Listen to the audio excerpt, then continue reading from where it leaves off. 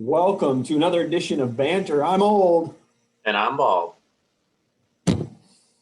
Yeah, and it's getting to be wintertime and cold out there. How you handling the extreme conditions now?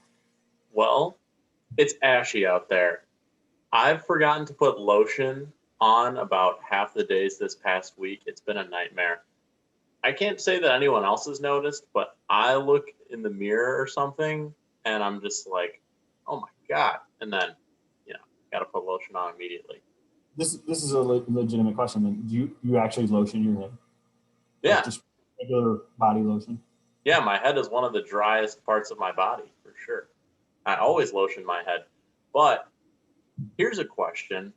I don't know if anyone else has the problem, but as a male with leg hair, like, do you feel like putting on lotion is like kind of gross sometimes on your legs? Because it's just like then your leg hair is covered in lotion. It's just like maybe it's just worth being dry. I don't know. I don't want to shave my legs because I don't have to do it regularly. Yeah, I mean, mine doesn't come in quite as thick as yours does. But which is ironic, right? You look at me, you would think, okay, leg hair probably pretty thick. No, not really. I shaved all through college, shaved my legs. What is that, like a once a week thing? No, every 2 weeks, every 3 weeks. Usually just during competition season when I was in track. So not during cross country, but usually during track season. I don't know why. Just got into the thing when I was in high school and just kept doing it. But I haven't done that for a while. 45 years or so. At least, yeah. I'm not ready to commit to that, but I do need to remember if there's a recommendation for a lotion that is intended to be put over leg hair, which I doubt exists. Maybe that's $1 trillion idea that I just came up with. Drop it in the comments. Let us know.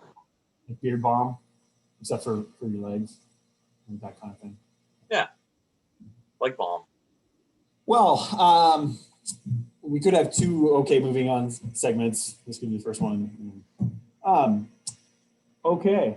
Speaking of which, my turn this week.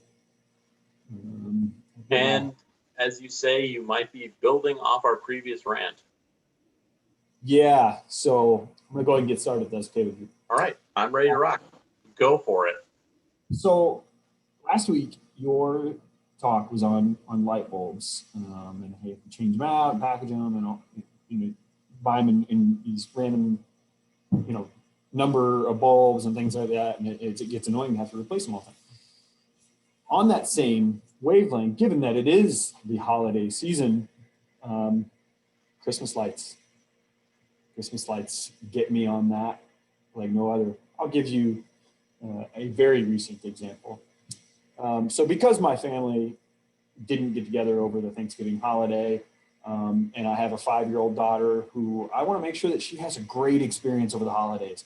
So I've decided I wanted to go all Clark W. Griswold on Christmas this year. By the way, that's my favorite Christmas movie, which we could get into. Maybe we'll have to do that next show. Anyway, so I wanted to get a lot of lights, wanted to get the blow up things and all that kind of put in the yard. Unfortunately, since it's so close to the holidays, there wasn't a lot left. So there were a handful of like plastic bulbs. We got those, got them out on the bushes. At least we had some of that. I outlined our drive, our garage, our entrance doorways, all that kind of stuff. So we have a little bit. Kind of embarrassing compared to the rest of the neighborhood. Wisconsin likes to go all out on Christmas lights. There's no doubt about that. Anyway, I noticed after 1 week, the lights went out. Half the lights on this one string went out. And then the full string on one side went out. And then, so I only had a half a side that had lights on.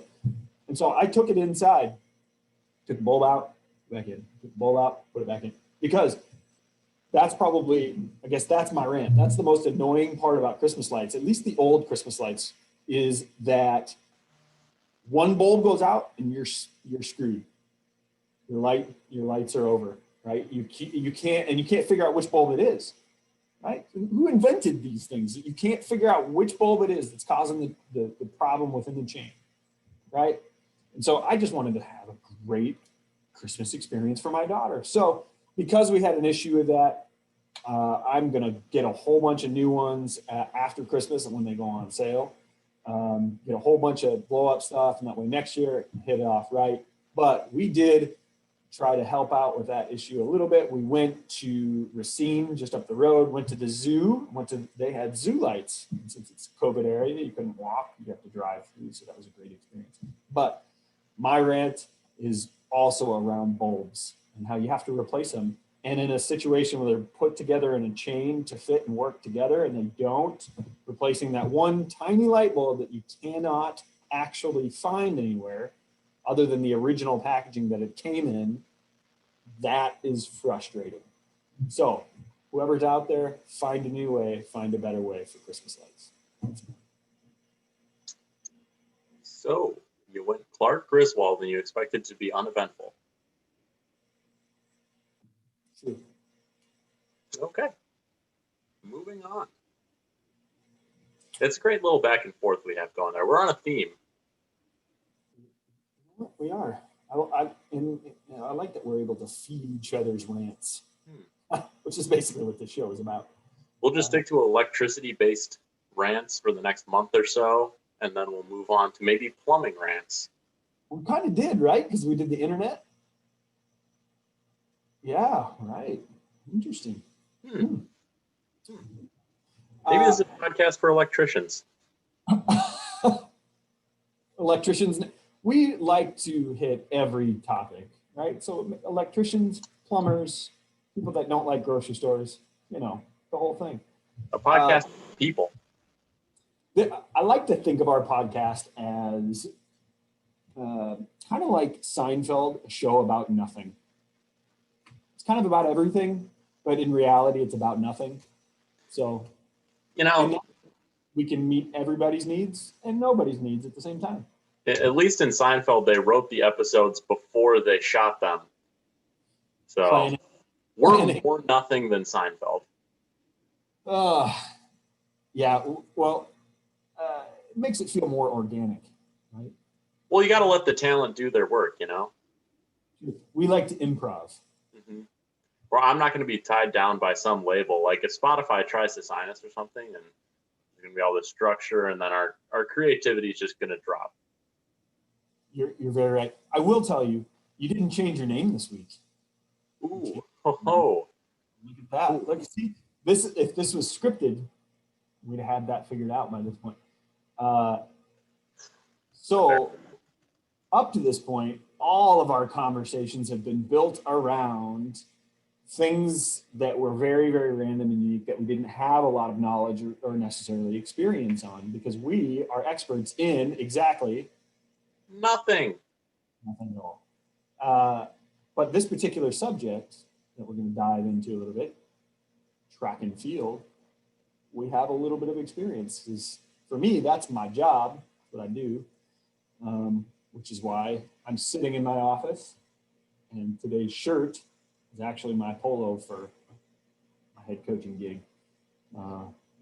The one that pays the bills, if you will. I don't know where we're going to go with it, but we have had a little bit of a conversation built around how to improve the sport, how to make it more friendly to the general population. Well, I will say this. We had a lot of different roads we could go down in terms of having our first track and field show. Certainly it won't be our last, assuming that we get picked up for another season.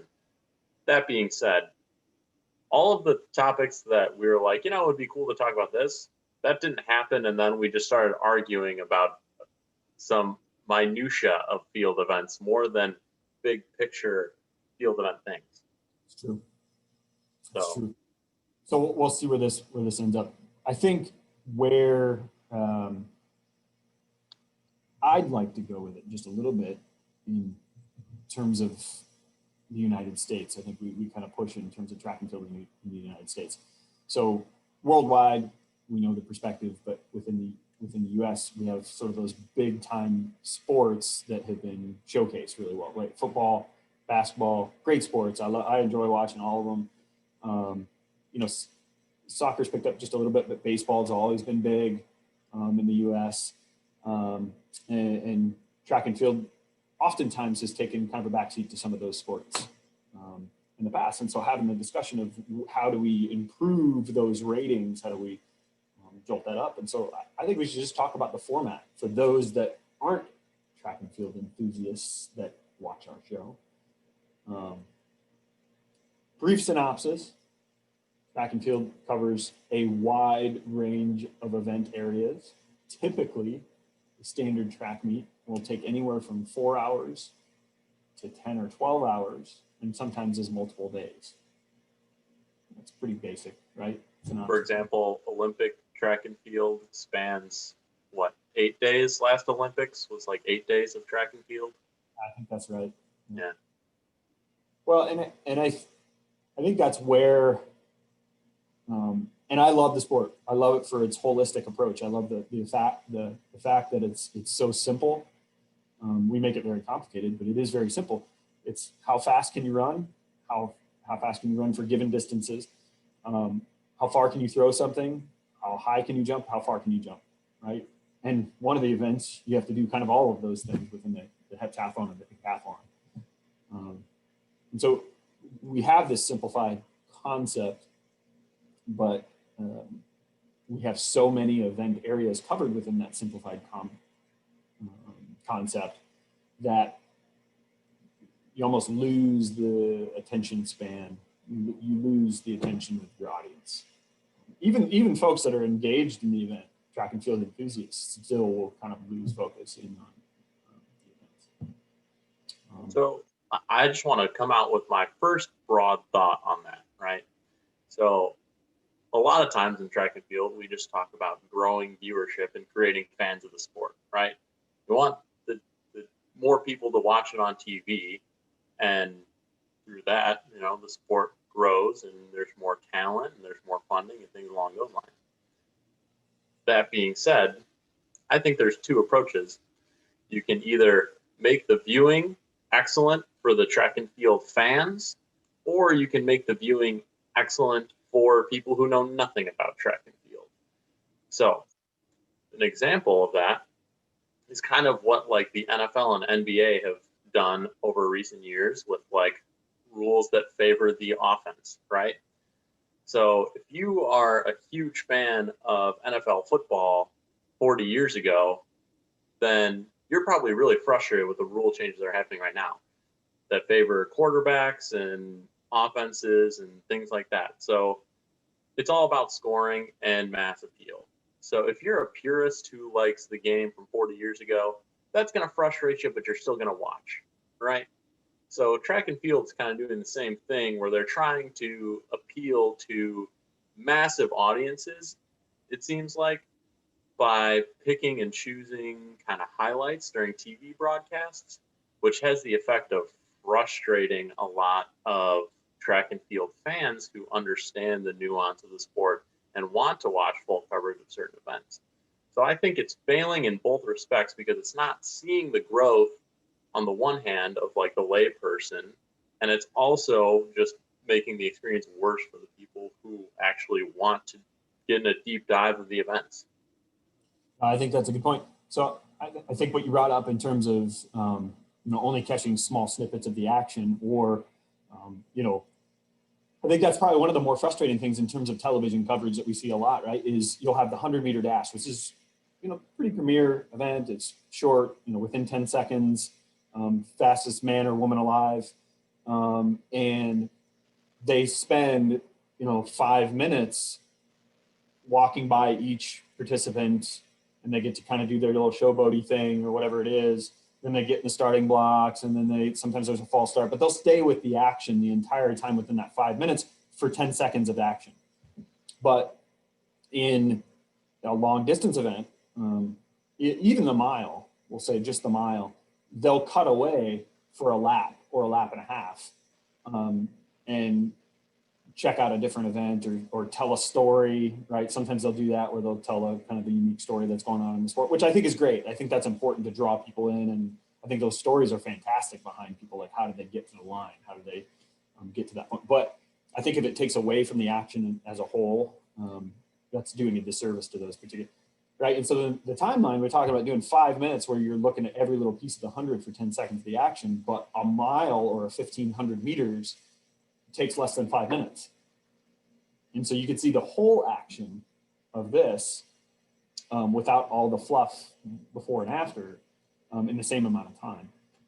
Now, when you get to the 5K, the 10K, that's a different frame of reference that you're kind of dealing with. But field event athletes can argue the same thing in regards to that.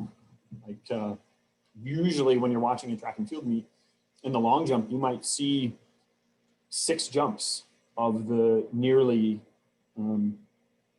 30 jumps that may happen in that particular competition.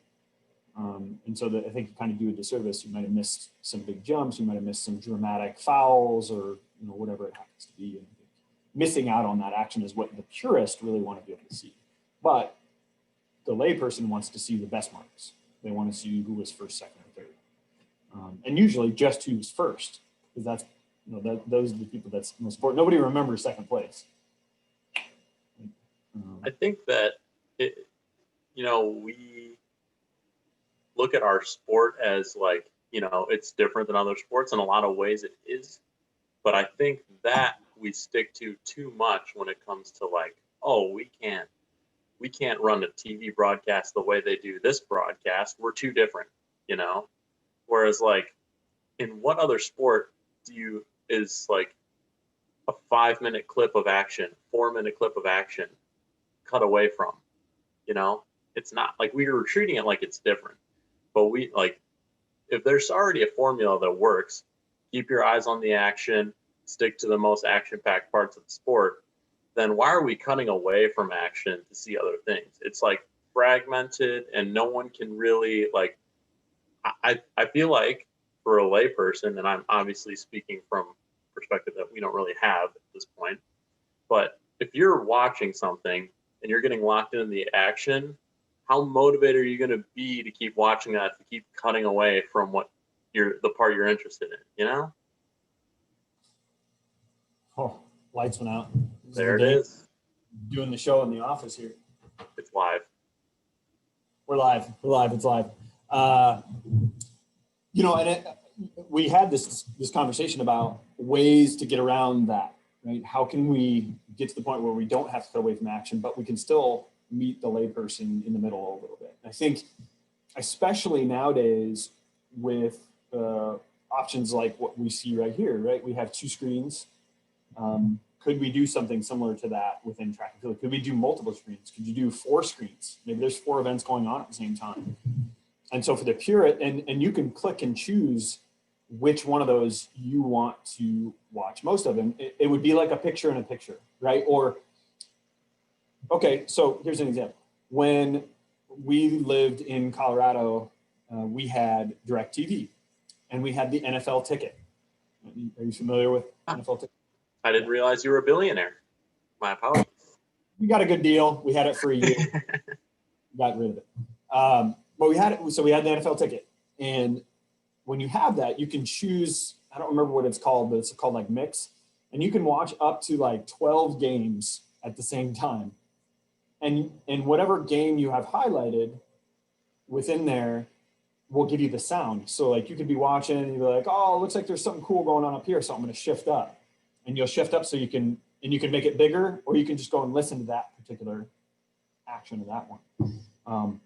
And so we're able to do that for football. They do it for basketball. They do it for baseball within DirecTV, I know. Why can't we do the same exact concept with track and field where we have it, a track mix, right? Where you're at a track meet and there's, 6 different screens that pop up. And you can pick and choose which ones you want to kind of pay attention to, the audio, visual. And maybe you're not going to get necessarily the same commentating right now, but maybe that's another way to move it forward, is you have commentators that are specific to the long jump. You have commentators that are skilled and knowledgeable and they're specific to the throws, right? Or, the shot put specifically, or the javelin specifically. I know that's a lot more manpower, but that's essentially what they do already in NFL and Major League Baseball. Is they have somebody on the field, they have, the color commentator, they have the stat guy. They've got the whole field of people that do that stuff. I think it'd be really cool. Well, and the thing is, it's not like that's not already happening. Like when you watch a broadcast of, high level professional track and field, they're already throwing it down to someone commentating the long jump. They're already throwing it to someone who's commentating the shot put. They're already throwing it down to someone on the track looking at the running events, right? So they already have all those pieces in play. So why couldn't they just run separately, but then you could just jump into whichever coverage you want? Now that works well on an online platform or like DirecTV like you're talking about. But even at the same time, when, say, a 5K or 10K is going on the track, they say, hey, we're going to cut away to coverage of the shot put, or we're going to cut away to a commercial break. We'll be right back. Very rarely will they still have the 10K in the corner of the picture, which makes no sense. They could very easily do that. I've seen it happen like a couple times, and it's gone over great. And I've seen people tweet how much they love the sponsors who made that possible. Like, this picture in picture is brought to you by Arby's, for example. Just throwing out a random example, Arby's. But like, I love that. Why are sponsors not chomping at the bit to be doing that? You and Arby's, man. You can't let go of the Arby's thing. It's not just me. There's a following. If you know what, if you want to go to Arby's after this episode, I am a carnivore. I love meat, so I can go along with Arby's to an extent, for sure. We are not endorsed by Arby's, but we would happily take an endorsement deal from Arby's if they're listening. I'd feel comfortable calling it an unofficial endorsement. # we have the meats. Track joke. It's a track joke. Nice. I knew you'd like that. It'd be perfect. It'd be perfect for track and field. Nice. So I think these are great ideas. Like, I think in terms of implementing them, I'm not the expert in terms of broadcasting and how that all works. Obviously, with the NFL or with Major League Baseball or basketball or whatever, it's different games in different locations. So I assume there's something to do with bandwidth or, how do you broadcast that many different things at the same time? But there's got to be a way, because like you said, they've already got the cameras there. They're already kind of transitioning between things. There's already that delay from live to what's actually going. I just think it would do service to every party involved. So you can really have your main showcased screen that pops through all the events in still the same way that they're already doing it. But you can still have those little snippets that are going on, within each of the individual categories. I for sure think that's appropriate. It's just that there's a million ideas, and like, the sport is just so fragmented in terms of like, there's no, like, maybe USATF could be the governing body, but like, it doesn't have the same like organized influence that like the big four sports have with TV networks and stuff, where they're actually figuring these things out and making it like cohesive decisions. It's all very fragmented in my opinion, and then some meets are on TV and some are on Flow Track, but you have to pay for those if you want to watch on Flow Track, and no one's really going to pay for Flow Track because it's whatever, $150 a year or something. Like, the normal person's never going to pay for that, so why are we still messing around in that platform? Yeah, and I don't disagree with you on that. Hardest part is the billions of dollars that goes through Major League Baseball, NFL, NBA, and that the structure and the framework that we have right now isn't in place to actually make that happen as easy as some of those other sports have had it for a number of years.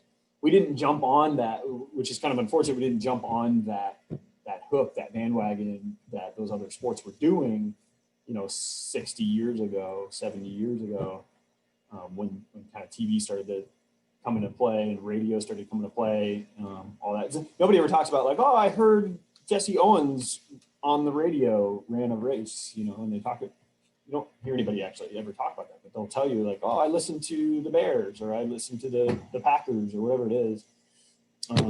It's unfortunately track and field kind of almost took a little bit of a backseat, and we just sort of waited around and didn't really progress in the way that could be seen as is marketable. We kind of stuck by and watched everybody else move forward with what they were doing, and they've moved forward so far that beyond just showing each part of the action. Now, I mean, you go to a game and it's especially like baseball. Baseball is probably one of the best examples of you go to a game and there's action everywhere. It's not just the game. It's, we're going to play this dice game up on the screen, and now we're going to do the hidden shell game, and now we're going to do a run around the bases for a fan, and now we're going to do a frisbee toss, and now we're going to shoot shirts in the, like they do these million different marketing concepts. And very, very, very rarely do you see that outside of those main sports. So baseball, basketball. You see it in hockey. You see it in hockey as well. And I think in Europe, you see it in soccer quite a bit. They do a lot of those things. And it's rare that you see that in track. I've seen a few ideas work really well, but it's rare. And I think that a lot of those things, as funny as they are, and they might seem silly, a lot of those things actually bring people to the fields. They bring them to the courts. Well, sure, because, it kind of leads to another challenge of track and field. And I will say, going forward for the rest of this argument, I'm not under any illusion that track and field should be right up there with NFL football in terms of viewership. It's just never going to be like that, no matter how good of a job they do. Some sports are better for viewing and some sports aren't, and that's kind of just the reality of it. But are we at the ceiling of where track and field should be in terms of viewers? Absolutely not. So one of the problems is like the lack of professional cohesion where, I'm a professional track and field athlete. I don't go to these pro tour events. A nice template, for example, that I think would be cool is if it was like a golf style template every year, right? So you go and you race at the Masters, and you go and you race at the US Open, and you go and you race, at the USATF Championship, and there's tour stops along the way instead of, there's a meet in Oregon this week, and there's a meet in Florida, and some of the people are going there, and some of the people are going there, and some people are in Europe, and some are just training through this week. And it's like, okay, if we can't get more than like 5 big name headline pros at one meet in any given weekend, then how are we going to sell tickets that will appeal to the masses where we're going to have, people in the stadium actually watching these meets? So like that promotional material, you need people there in the first place, and you got to make it a fun experience while you're there. But most people who've been to track meets just know it's like you show up, you sit in the bleachers, you watch the cool events you want to watch, and you go or you stay. Like it depends how diehard you are. But there's no circuit that really the pros stay on that draw big crowds because everyone's doing their own thing. I'm glad you brought that up. I think that's an important point for sure. I think especially in the United States. So in Europe, there are different circuits, different series. It used to be, the Gold League, and now it's the Diamond League. There were a lot of other circuits, a lot of other like residual circuits throughout Europe that have combated that. I think the difference between, there's a couple different reasons for that and why that's different in the United States is, so in Europe, they have a very developed club system, right? And so they don't have sports connected to high schools or universities there. They're separate, so they're club specific. I think that's a really important aspect for us to remember is that they have that setup where those clubs have their own tracks. A number of the clubs have their own tracks, and then they rotate between there, and they have their clubs. Their whole club will go to a specific competition or whatever. We don't have any of that. It has improved a little bit. You've seen some training groups that have more training groups that have developed, but you see that a little bit more specifically within distance running. You don't see it quite as much in terms of development within field events. Within the sprints, there's a few, but not very many. And a lot of professionals still just train based out of whatever university they came out of. Pretty much. Yeah, so you train based off whatever university you're at.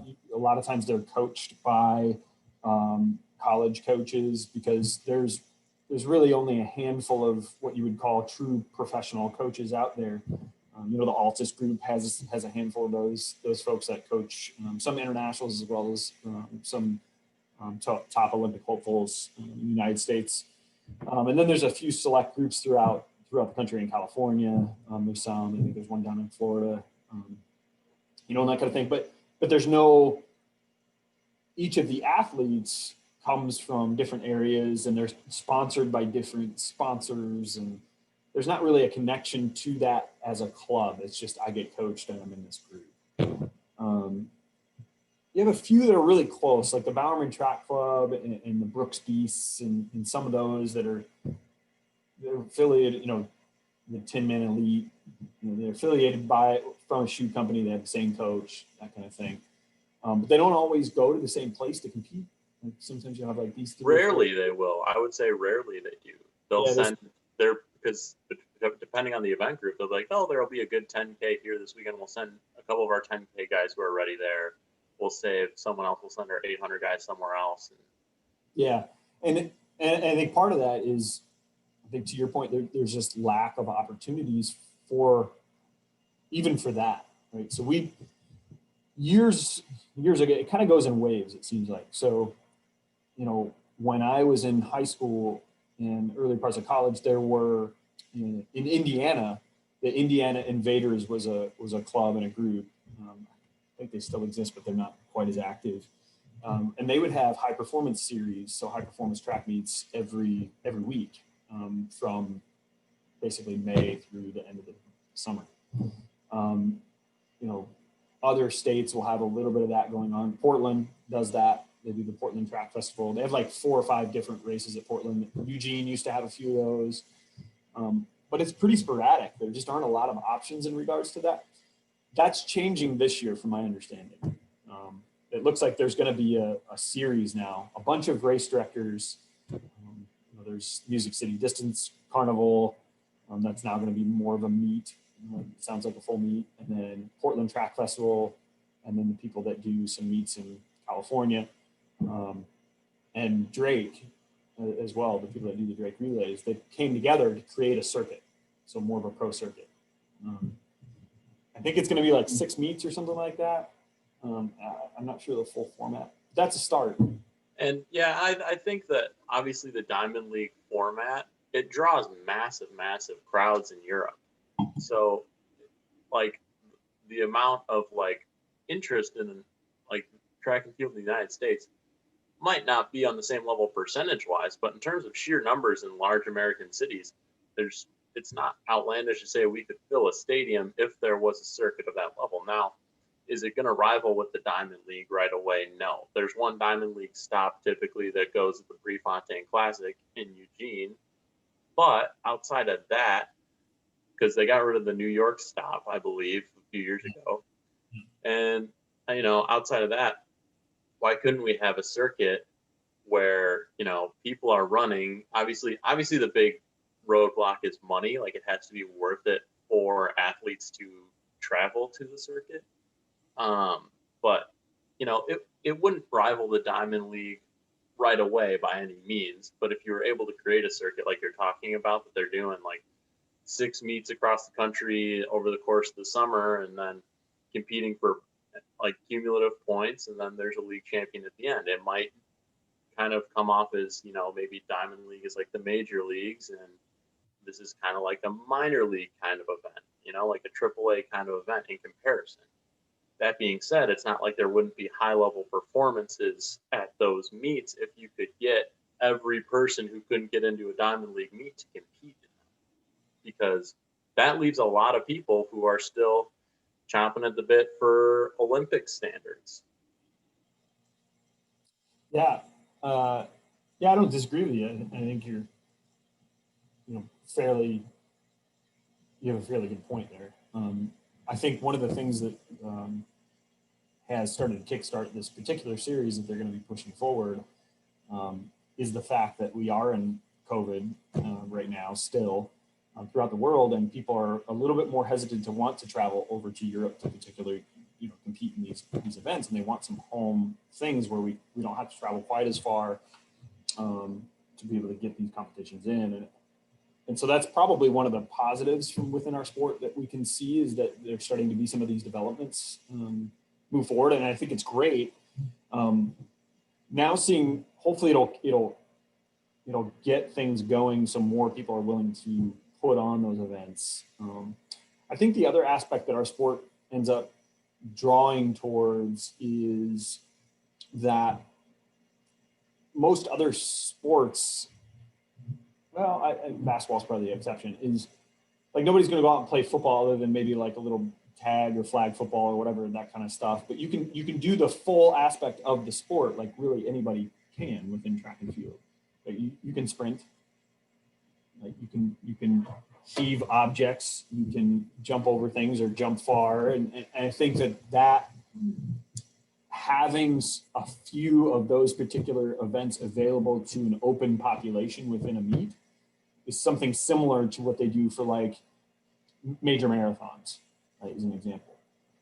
So like if you're doing the New York City Marathon, they've got the elite divisions, and then they've got the general public that does it. I think that could be another way to bring in the general population, and it could be as simple as, you're not saying take on every event, but maybe the 100 meters, since it is a popular event, maybe you have a couple of heats or several heats of that break up the meet where Bob from down the street can hop into 100 that Noah Lyles just ran in. And so they can say, hey, I ran 100 meters in the same track meet. And maybe they might even cross paths with those people. And that creates even more of that, like, man, I was on the same track as one of the fastest people in the world. And I think that could help push that. I see that from the Drake Relays perspective, where at that particular venue in that competition, they have high school, college, but all divisions within college. And then they have the professional athletes all competing on the same track in the same day. And so you have high school kids crossing paths with, Jenny Simpson, or crossing paths with Bernard Lagat. I was fortunate enough to, shake hands with Lagat and get my picture taken with him and all that kind of stuff when I was in my early stages of college at the Drake Relays. We were on the track. I was cooling down. He was warming up. And so it just happened to be that we crossed paths. I think that's a really unique way to connect people a little bit more. And, when you actually do the thing that you see being done, that's also another appreciation for that thing, I think. If you get out on the track and you're on the 115 seconds and you're like, wow, 9 seconds is fast. So yeah, in terms of growing the sport aspect and just like drumming up enthusiasm, sure, I can see that, where you come up with a way to get other people involved. That again doesn't necessarily solve the, constraining the time limits of a meet so that it's a digestible thing for an audience in any way, but it's more difficult to broadcast and things like that. Maybe that track and field could have a good market in some post-production coverage, in my opinion. I think that there might be some kind of value there where there is live coverage, maybe not to the scale that, maybe not to the grandest scale, because we've seen it kind of fumbled a lot of times, but there should be some level of live coverage, and then maybe a post-production coverage that's optimized maybe for the lay person, where that's going to air, 2-3 days after, so you can kind of do your 2-hour broadcast and it's done in a way that flows and it's, digestible. You don't have these long breaks in between meets where you're just kind of watching them interview someone who just won a race. You're moving on to the action pretty much. So, and that way, when there's a commercial break in post-production coverage, you're not missing anything necessarily. So maybe that could be a good addition to make the sport more tolerable, get it in more people's radars, kind of, is you have your live coverage, right? And the most people who are going to be watching the live coverage are the people who want to know the results, who are going to be looking at the results anyways afterwards, the diehard track and field fan. Then 2 days later, the post-production comes out with commentary over everything. They know what storylines to cover. They can make it, they can set up the narratives, however is going to be the most crowd pleasing. And then you have kind of the best of both worlds, where then you can sell advertising like a maniac on the post-production because you're going to have a place to put it. Yeah, I think that's a good way. I think that's a good compromise between the two, is that you have it available for the avid fan that wants to be able to see every aspect of the competition, and then you've got it for the layperson to really expand upon. One of the things that's pretty controversial that we did talk about is trimming down the events on a given day in a given track meet. I'd be interested to hear your take on it, because I've heard a little bit of it. Yay or nay, for or against that? Well, I think I'm for it generally. I think when we're talking about, say, a college meet, there's no reason why a regular season indoor meet between mix of D1, D2, D3, and NAI schools should run 10 hours. So at a certain point, there kind of has to be constraint in terms of, this meet, we're only running the 100, the 400, the 1500, and the 5K. Those are only running events. No relays at this meet, things like that. I think that cutting down the number of events in that way is good, as long as they rotate through. Because if the NCAA championships is still going to host the same events, then based on the qualifying for that, then that's just going to leave a bunch of teams frustrated, saying, we got to go to 10 different places at the same time just to get our kids a chance to qualify for the national meet. Either the NCAA has to make a very hard decision about what events are national events, or there's going to have to just be more meets and less opportunities to qualify with the cut down schedule. So you can go to a meet on a Friday night, for example, as a college team, go race some people, get your marks, and go home, instead of, committing a whole weekend. There you go. You're having trouble. Instead of committing a whole weekend and trying to do every single event and then, pouring all your resources into that, when you just basically 3 days of 10 hours a day of a meet, that's just very hard to do that, where you could just do, we're having this 2-hour Friday meet. Here are the 10 events that we're going to have. So, yeah. So I have a couple of comments in regards to that. I mean, what we've gotten ourselves into, I think one of the biggest problems we have, and one of my colleagues, coaching colleagues out there, tweeted about this recently, but we got to a point where instead of competing in the regular season, we're just chasing marks. We're looking for big meets, lots of competition to be able to chase marks to qualify for the national meet. And then oftentimes, if somebody hits a mark for a national meet, they may not compete again until the national meet or the conference championships or whatever it is, or may not put enough, quote unquote, true effort in the rest of the meets.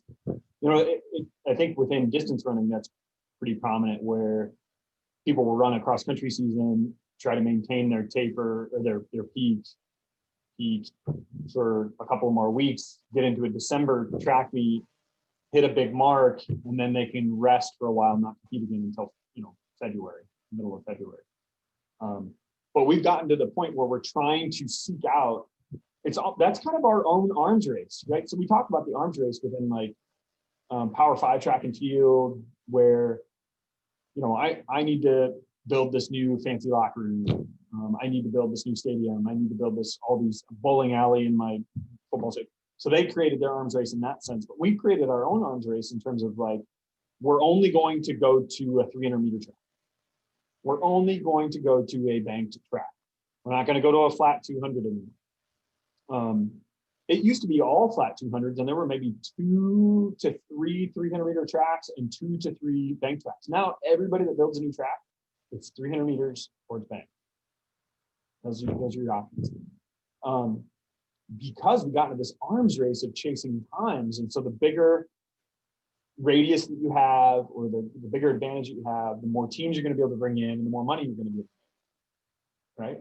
So if you have the better facility, you're going to be able to bring in more revenue, whether it's spectators, concessions, just charging teams that are coming in. And they'll want to come because you have this flashy facility that's fast and gives people the opportunity to run fast. And I go back to kind of our conversation earlier today about competition versus result, right? And they're different things, right? So it's the old adage of, would you rather win a gold medal or have the world record? And it's a thing we battle with quite a bit. But I think within collegiate athletics specifically, we've gotten to the point where like every meet is just chasing meets.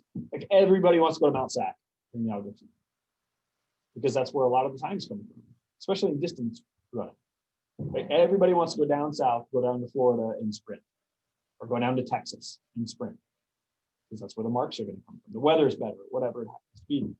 And we've set up this format where you have to chase a mark, especially in Division 2. Division 1 with regional system and all that, they've been able to kind of trim that down a little bit, you know, to chase it quite as much. But for Division 2, Division 3, we're just chasing marks all the time, and it's taken away from that competition aspect. I hate saying this. I mean, I love PRs. I think PRs are fantastic. I think it shows that you've bettered yourself, made yourself a better athlete. You know, you've gotten over your own particular barrier. But if a PR comes in front of you competing, like if you're happy with at the end of a race, oh, I'm going to get a big PR, so I'm not going to finish strong, then I see some problems with that. Which happens a lot. It happens all the time. Yeah. And I mean, I think that when you reference like the Division 1 outdoor qualifying system, having that extra round in there certainly helps with that, because then your biggest, like your big dogs are just going to run, you know, they're going to know they're going to get in, whether or not they're primed for the freshest. They're going to get into that round, and they're going to be able to compete. On the Division 2 and 3 level, there's just your regular season mark, boom, and then you're at the big meet. So it's like, maybe we need a qualifying system that's similar to a cross country system, or a similar to the D1 format for outdoor track, where you're going to a regional meet and maybe you're qualifying for the regional meet. It's just contingent upon, you know, X, Y, and Z, so people can compete during the regular season without worrying about, oh, am I not going to hit my national mark? So then you have 9 regional meets throughout the country, and you qualify through your regional meet by placing, and it has nothing to do with your time. Yeah, I'm the 9 is going to be hard to get people to go behind, because Division 1 had that system where they had the, you know, I think you're right. I think the 9 regions, and then they cut it down to 4, and now it's just the 2, right, East and West. I think generally what I've heard lately from Division 1 coaches is that they it's not a perfect system, but they like this now, because now it's like you said, you know what you have to do, right? I have to get, you know, this mark that should be able to get to the regional, and then when I get to the regional, all I have to do is I have to be in the top 24. I just have to. That's all I got to do, and then I go to the show, and then I can prove myself at the show. And I think that's what it would be kind of nice to me. And the only way that we have that is if you hit an auto, you're in, right? So, but they make the auto so challenging that it's you're talking about 4 people, 5 people, kind of out of the 20 spots or whatever, right? Right, and so I think just knowing exactly how many spots are we going to take, and you know, the only negative to that is, you know, having the exact amount of spots if they're with tiebreakers and stuff like that. But that's so minuscule. There's so few. You're talking about like, you know, 5 to 10 kids, if that, every year that are right on that bubble. But again, you knew what it took to get to that next step, and then you start to create strategy concepts for coach. But I think definitely knowing what it's going to take to get there is beneficial. But kind of going back to it all is we've created the system of chasing marks, and even Division One still does that, right? So they still send a lot of kids out to Mount Sac. They still send kids down. They still go down to Texas, and they compete. Or a lot of Division One Power Five schools specifically, they'll go to 2 to 3 separate meets on one weekend. Like they'll have their throwers go to this meet because it's a better venue. They'll have their distance runners go to this meet because of the competition and the weather conditions, and then they'll have the sprinters go to this particular again, venue plus competition plus weather.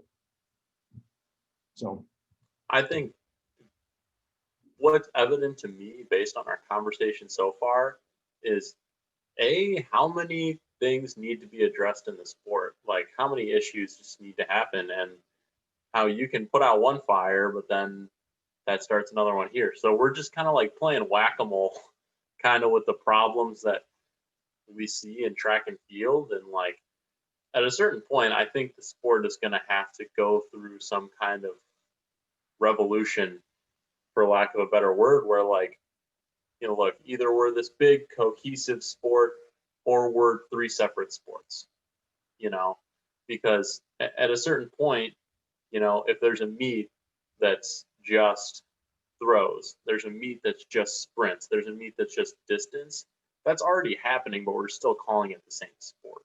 So I think that the idea of track and field is this big unified amalgamation of the best athletes, whether they're 6'7" and 290 pounds, or they're 5'7" and 140 pounds. I think that's incredible to have all those people on the same stadium doing the same sport. I love that part of it. And typically teams with good diversity in events and camaraderie between event groups do well, and athletes benefit from that. That being said, that's where the hard decision comes in is, if we want to make some of these overhauling changes, are we going to be able to stay this one big sport, or are things going to break down into factions where, weights is one event, that's a sport. And then jumps and sprints is a sport, and distance running is a sport. Now, obviously that presents its own challenges, but I think it's easier, instead of us doing that, to just streamline as one, but that's going to take, big NCAA level, USATF level, World Athletics level decisions that need to happen. And at the end of the day, anytime change happens in a sport, people are mad about it, right? Not everyone is going to be happy about it, but that decision has to be made eventually if we want to reach the ceiling of what track and field participation and track and field fandom and viewership can really be. Oh yeah, I mean, change is hard, right? So, and especially when you really love something, right? When you love the sport, you love the concept around the sport. But I think what we've seen throughout the country in regards to it being this, we've seen recently however many programs get cut because of quote unquote budget constraints or Title IX or whatever it is, whatever other excuse that particular university wants to make for it. It's a scapegoat kind of thing. Is we've got to start doing some things. Nobody can probably disagree with that. We have to start doing some things that show our value within the sport. More predominant presence of our value, right? As opposed to just, I think you brought up one of them was the diversity of the events, but I think the diversity of the events, the diversity of the genders, both being involved in essentially all exactly the same event and rules and concepts behind them. Minus the hurdles and minus the heptathlon, decathlon concept, but that's a whole different ball of wax we can get into. But the diversity of people from different areas, different backgrounds, different races. I think having all of that is something we need to continue to market even more now. I was in a training recently where we were talking about equity, diversity, and inclusion. And I think one of the things that I brought up within that particular conversation was how track and field is diverse in its ways of thinking. So in most other sports, football is probably the closest in terms of that diversity of thinking within the sport, right? So think about it like this.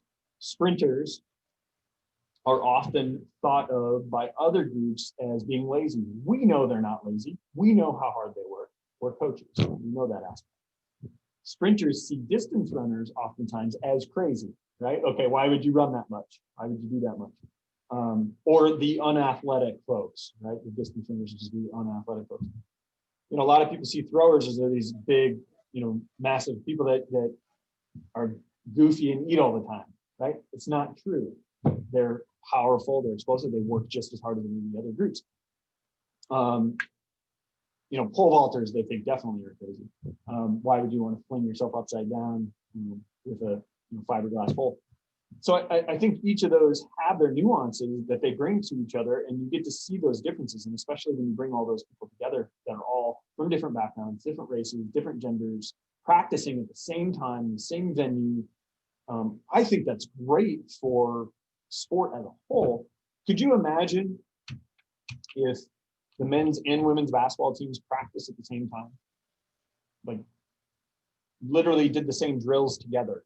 I don't know. I couldn't really picture it. Yeah. Or if soccer, did the same drills together. Baseball and softball. Baseball and softball is a little bit different. But if you did kind of everything together, I'd be curious to know. Oftentimes they travel together, but I'd be curious to know what that relationship would end up being like. Would it be an improvement? I think it would, because you get to see a different aspect of the game. Right? You get to see a different way of thinking about things, and I think that's what track and field really brings. It's, man, I love that the genders are mixed in most programs. There's still a lot of the programs out there, Power Fives. There's a handful out there that has split gender programs, but I love the fact that they're together. It just creates this different dynamic that's fun and unique, and it feels like a society. Yeah, and it's a little strange too, because in a way, like big sports on a national level are broadcast as like, the men's professional sports, where like women's track and field being on the same plane as men's track and field, the women get equal airtime as the men, which is super important for growing the sport and highlighting different athletes who are doing incredible things that you would never otherwise see. So on top of just like the camaraderie part and like the perspective for the athlete on the micro level, on a larger level, it's protection for the athletes in the sport, for the men's and women's teams to operate together, going through the whole system, whether it's high school or college. And I know a lot of high school programs are separate, men and women, and college programs, there's only a couple left, but like staying together is like some kind of solidarity for the sport, in my opinion, where it's, you have each gender supporting each other. I mean, look at when Clemson's men's team got cut, what did the women's team do? Right? The women's team went on, they said, we're not competing, we're not racing, we're not practicing until you bring the men's team back. And, like that solidarity goes both ways, where, it's mutually beneficial on both sides. And that's something that track and field shouldn't lose for the sake of, we want to have shorter meets, so we're doing men's only today, Yeah, I struggle with that because, right now with planning of meets built around COVID and all that kind of stuff, you do have to make some changes and adjustments to what it's normally like. But I definitely agree. I like having the equity for the gender, the equity for the events, and I think that if more and more people and administrators, people across campus, people that just general population folks could come and observe a practice and see how the intermingling works. If they could see how the interaction within team meetings works when you have both genders in the same team meeting, and all the event groups and in their conversation, or even to be involved with. I think for us, it's really exciting when we like to see our team come up with their own standards to live by. And you having been a part of those conversations in the last year, tell me about that, and what you thought of that, how that brings those people together. Well, I mean, that's like one of the only times where we kind of separate in terms of gender. But I mean, if we look at kind of the theme that comes out is both teams reference the other gender as being their teammates, even though we split into different meetings to do women's team standards, men's team standards. Clearly the effect of being a mixed gender team all under one coach and program goes beyond that, because we don't reference our teammates during those split meetings as just the men's team or just the women's team. Yeah, they're our teammates. That's exactly right. Yeah. And we talk about that all the time when we're out competing, and especially cross country season, if the women run first, if the men run first, and we emphasize, hey, just make sure we're supporting our teammates. Okay, the women are going to be racing. Let's make sure we're supporting our teammates. They're our teammates, even though we're technically they're not on the same team, right? So when it comes to funding, when it comes to everything, but we don't treat that any differently. I think of it as a full kind of family unit. Family is the cliche piece, but in terms of how we conduct our business, we're one team. We do everything together. And I think that's a unique piece that every program does out there in track and field, that really, other than maybe swimming, is about the only sport that I can think of. Any others that you can think of? I think sometimes golf.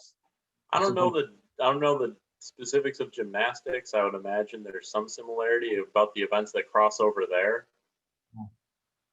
Yeah, but I think in terms of the size of the team and all that, I think swimming is probably the closest, where swimming and track and field, you end up having a lot of times the genders come together. And so I think that those aspects are great, and I think we need to continue to promote that in track and field, is really find our voice, promote what brings us together, and hopefully that'll keep growing the sport for the future. And I think this year is just going to bring out a lot more of that stuff. It already has, but I think it's going to help us to grow a little bit more together. I mean, I hope it does. It's interesting to see what sports come out of the pandemic higher and what sports come out lower. I mean, we obviously see, if we're talking on the professional level, the NBA is going to come out on top because they crushed the bubble thing. They crushed it. Their commissioner did a good job. They're going to come out on the high side. Now, the NHL, I don't know anything about the NHL during the pandemic, honestly. I think they're going to come out lower. So there's going to be a shuffling of every sport that's kind of dealing with the pandemic. Hopefully there's positive changes in that, but I think the ones that struggled, right? Football still has their struggles, right? Whether it's with the rules and changing the rules kind of mid-season, like the Big Ten did, or just canceling games, all that kind of stuff. I think those are the struggles. The one that I'm passionate about, that I'm also concerned about on the collegiate side, is wrestling. That's the one that I hope that they are able to continue to do what they do moving forward, and I'm going to support that, because I'm from Iowa. It's essentially the state sport in Iowa is wrestling, and so I grew up watching it, and I love it. I love the intensity. I love the focus. I love the attention to detail and all that of the good wrestlers. It's not just a brute force sport. It's also there's a lot of strategy involved with it too. But I love seeing that, just sort of talk about head to head. That's one of the other aspects that we do a lot, is just person against person. and whoever comes out on top, quite literally, right, in wrestling. Oh, nice. Yeah, like that. But I hope they're able to kind of come out of it unscathed, and they're not losing programs as well, and they're able to kind of continue with that progress, because they already lost the Olympics, right? Which is unfortunate because it was one of the original sports in the Greek Olympics, and so I think that I hope that all continues to kind of, that they grow out of that better, and stronger, and have come up with new concepts and all that. Yeah, and it's like whatever sport you're into, like I think we should all agree if someone goes to a school that has a program, they should expect that school to carry that program. Like it's kind of on that school to carry that. Like there's all these trends where like, okay, how many tennis programs still exist in NCAA? How many wrestling programs? They're going away and going away. And it's like, why are they going away? Like if the point was to be for profit, then it shouldn't be a part of the university, you know? So like we need to like kind of reassess, or when I say we, I mean these universities, like what's your priority here? Like you have these kids coming to wrestle, and then all of a sudden wrestling doesn't work out for you as a university, so you're going to cut them. And Yeah, I don't yeah, know, it's difficult. You never, like, no matter what sport you're into, or if you don't like a sport, like someone should be able to do that sport in whatever level they were promised. yeah. I agree. I fully agree with that. Obviously, working in collegiate athletics, I think that's the unique piece about in the United States, that we have all of our athletics tied around school. We've different than really anywhere else in the world is we tie all of our athletics around that school environment, and then we've got some of the sports out there that have that professional following, and then the schools at some of these larger universities and becoming almost feeders for those professional systems. Right? They do become feeders for professional systems, and so then you lose focus on what's the goal. What do you actually kind of accomplish? And yeah, I don't know what the answer is to getting to that point. You're starting to see the making money, the image and likeness stuff moving forward, which I'm not fully in favor of, but I get it, but I'm not fully in favor of that either. And that could be a whole nother conversation, maybe a few shows down the road. This is why we film and then post. Well, I think that our producers are just doing a rough job here. The lighting in here is just bad. They should be on it. Like our lighting people, our production team is not on their game in the last few weeks. I'm going to give the lighting guy one more warning, and then we're going to have to move on. Final warning. I'd have to part ways. We'll see. Well, I think it's safe to say that we will have more episodes in the future. We'll try to make them occasional for the most part, because it's banter, and we got to hit every topic. We got to hit everything. So we're going to revisit athletics and track and field on occasion for sure, in perpetuity, right? Did I use that right? I think so. Yeah, perpetuity. Sure. So look forward to that in the future. I mean, there's no way we'll ever cover everything, but we have these conversations all the time, so might as well turn one of them into an episode. Exactly. That's why we started the show. We have these conversations all the time. Why not record it? See if anybody else wants to join in on the fun. Why not be billionaires from it? So we're likely here real soon, in the next couple of weeks, we're going to be moving on to our live episode. We are working on the kinks and getting all the logistics together for that. But on our YouTube page, look for some other announcements through Instagram. We are going to do a live show here in a few weeks on Star Wars. We got the 200 views. The fans made it happen. So it's officially coming. We're going to try to have plentiful guests and perspectives if we can figure out the logistics of that. And we're going to talk about Star Wars in a pretty, I don't know what it's going to be like. We've got a lot of planning to do, but I think we're going to touch on a lot of different pieces of Star Wars. So whether you like the original Star Wars or the prequels, or you watched the sequels and didn't hate them, then we will talk about some of those issues. Yeah, I'm really excited about that. I think we all bring different things to the table, and I think for those that are fans of the show, we're going to actually, this will probably be our most thought out show, where we're going to actually dive in, plan it, have a string of things going with it, and have it be live. So a planned out live show is going to be a lot of fun. Look for some announcements on that. We may not be on next week with Christmas and all. We'll be able to enjoy some time with the holidays with our families. So probably look for us in 2 weeks, and then we can touch on the socials. So once again, this has been Banter. I'm old. And I'm bald. Thanks, everybody.